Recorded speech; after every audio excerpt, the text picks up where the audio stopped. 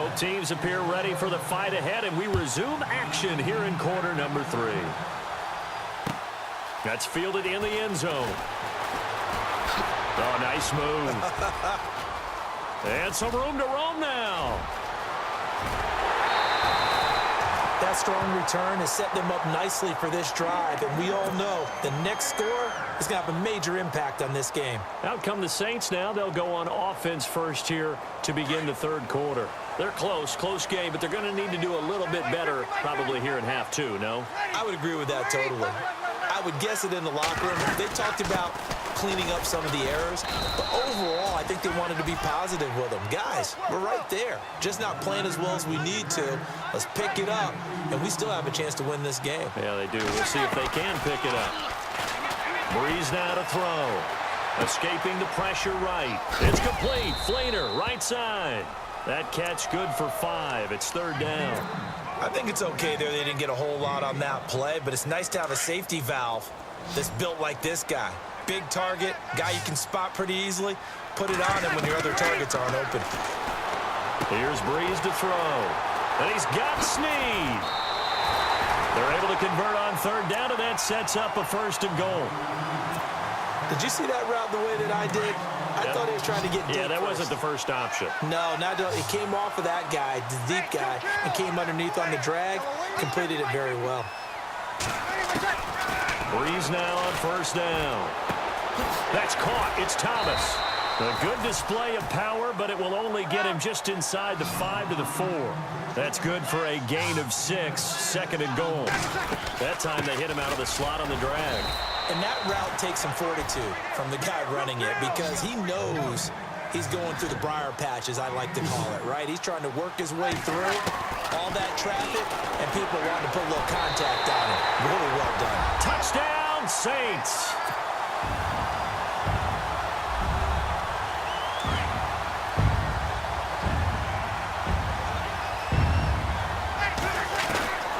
Shotgun now for Breeze. And that is caught for the 2 points.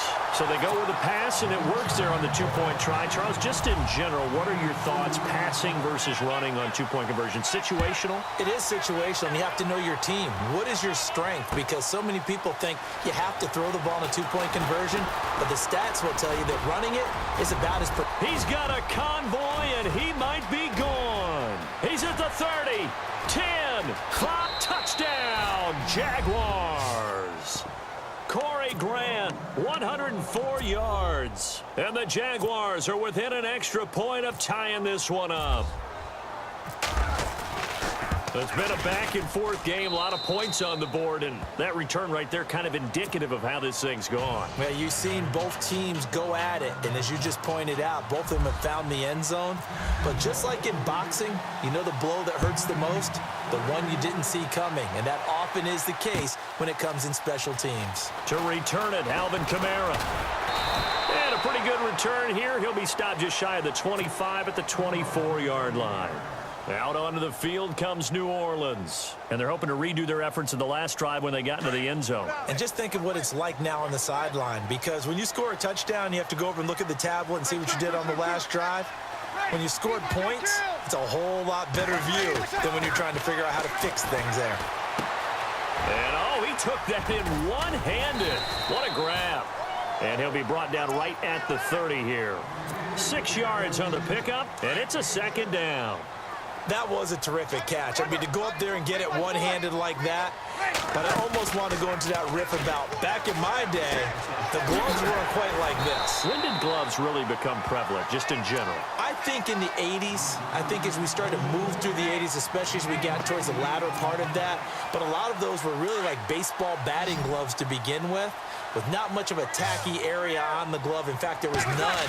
I actually remember in cold weather games wearing the old scuba gloves, which would wear in diving, but they would split too easily in the course of a game. Then the glove manufacturers got smart and started adding to it, and here we are today. Everyone's got to be able to catch the football. Doesn't matter what position you play, but if you're on offense, be aware a ball may come your way. They run. It's Mark Ingram. He goes for 18 there as the drive will continue. Every now and then when we see a really good run, we really tend to focus on what other people did in order for that run to happen, what the offensive line did, what the receivers did to help. Sometimes the running back's pretty good too. And on that play, he picked up a lot of good yardage and made it happen with great effort. Back-to-back nice gains. That one for 14 yards and another first. So on that play, defense was in the zone. They ran a crossing route offensively, but the defense there, you got to be good with communication, don't you? You certainly do, and it's not something that is really evident when you watch it on the screen, but everyone's talking, communicating, pointing, and it keeps you from chasing receivers because you have a specific zone you have to cover. When a receiver's in your zone and he crosses to another one, you got to let your guy know. They got a completion there, but I like the discipline they show to stay in their proper areas and then make the tackle. And he doesn't quite make it. They do stop him, but he gets it all the way down to the 1. Back now here live in New Orleans. All even as we get ready to start the 4th.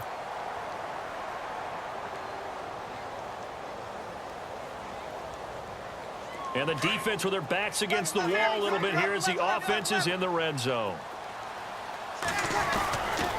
They'll run here with Ingram. And he takes it across and into the end zone. Touchdown, Saints. Mark Ingram taking it in from a yard out. And the Saints have moved out in front. It's up and good, and they jump back ahead, 35-28. Morstead, the punter, out to kick it off. This is fielded a couple yards deep. And an excellent return there as he's up to the 35 and make it the 40-yard line.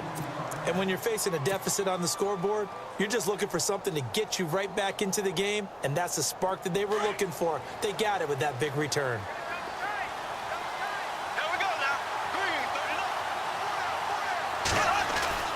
On 1st and 10, here's Bortles. And the Saints pressure gets him. Brought down for a sack. Sheldon Rankins in there to get him the 6th time they've sacked him tonight.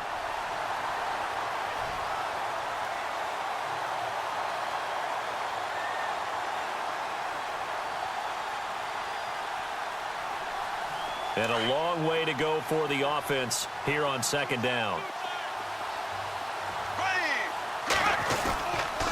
A handoff to Fournette. And unable to get downhill there as he'll take this up to about the 37. They'll get a couple yards back, but not more than that. They'll be left with 12 yards to go on 3rd down. A fake to Fournette. Now it's Bortles to throw. Nowhere to escape, and he goes down. Haoli Kikaha in there to drop him the 7th time tonight. He's gone down. One score down. Here we go. They're going to go for it here on 4th down. Now Bortles got to have this one. Open man is Westbrook, complete. And he'll be taken down, but not before he gets into enemy territory. It's a gain of 24 that time. And that'll be good for a Jacksonville 1st down. And they'll bring him down after just a short pickup. A gain of 3, 2nd down. Not much happening there on 1st down. I thought there might have been a hole for a split second. Yeah, but it dried up pretty quickly, didn't it? Closed fast. Again, it's Fournette. Oh, he's got a little daylight. And he gets this inside the 35-yard line. 11 yards there for Jacksonville and a 1st down as well. Oh, that's one to warm the hearts of all those old-school football players, isn't it? Tough, hard, gritty run. Got behind his pads, bowled over a few people. Look at that one, right up the gut. Saw it through 3 quarters. No reason to lighten up now. It's a pickup of 4, and it'll bring up 2nd down. The offense certainly looking to score some points, but they also need ball security here late as we get down to the final moments of this one. To throw is Bortles. Flush to his right. His throw caught right around the 6. And he doesn't quite make it. They do stop him, but he gets it all the way down to the 1. They'll try to punch it in with Fournette. And this will result in him losing yardage. Back to the 3. That's going to go as a loss of 2, and it'll be second down. Time for a break. We're back to see what happens after this. And the D-line pinching together must be expecting the run. They'll give Fournette another crack. And he will push his way forward down to about the 3-yard line. Call it a gain of a yard as they get a little bit closer here. It's 3rd and goal. But a spotlight hit him once already tonight as he got into the end zone. He was trying to make it a double spotlight, wasn't he? Well, credit the defense, bottling him up, not letting him get in for the second score there. So no sack. He gets back to the line of scrimmage, but it'll still bring up a 4th down.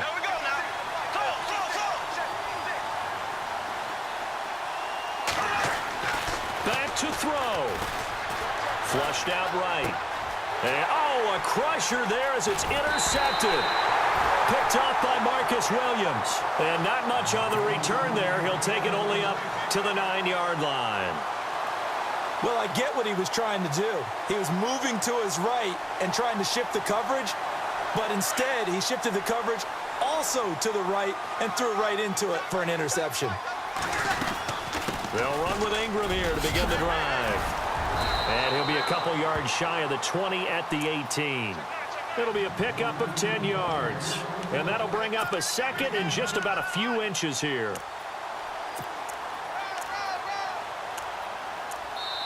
And now the Jags defense deciding to call a timeout. It's just their first. They've got 2 more to use here in the final stages.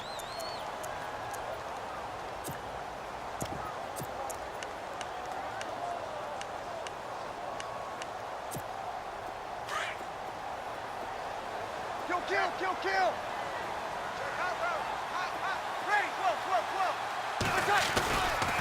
They stay on the ground. This time it's Kamara. And some room to work. He's got the lane, and there he goes.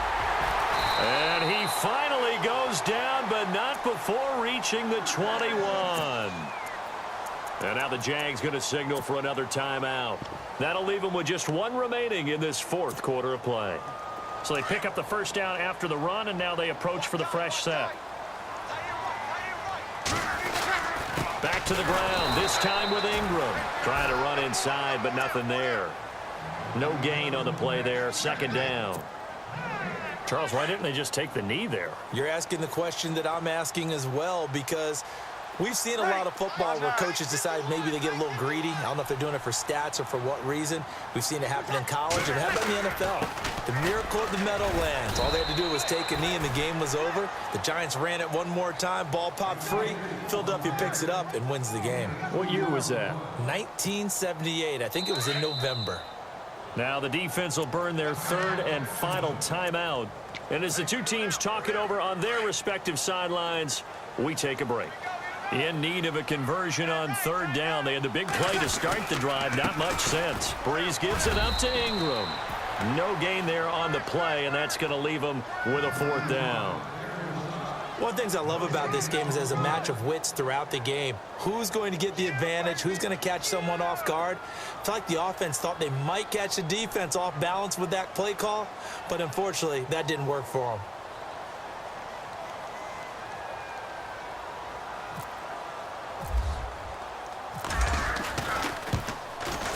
And the kick is good. So you wonder how this one might be remembered the next time these 2 teams meet.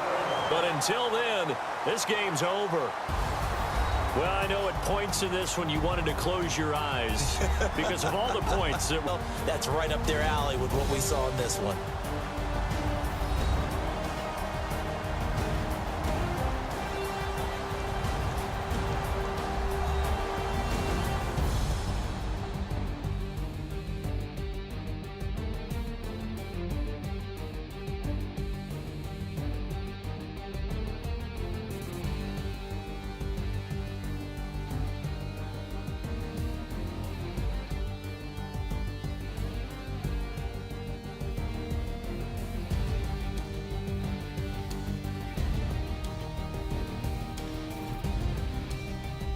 So that'll do it for us. For Charles Davis and all our crew, I'm Brandon Gaudin. You've been watching the NFL on EA Sports.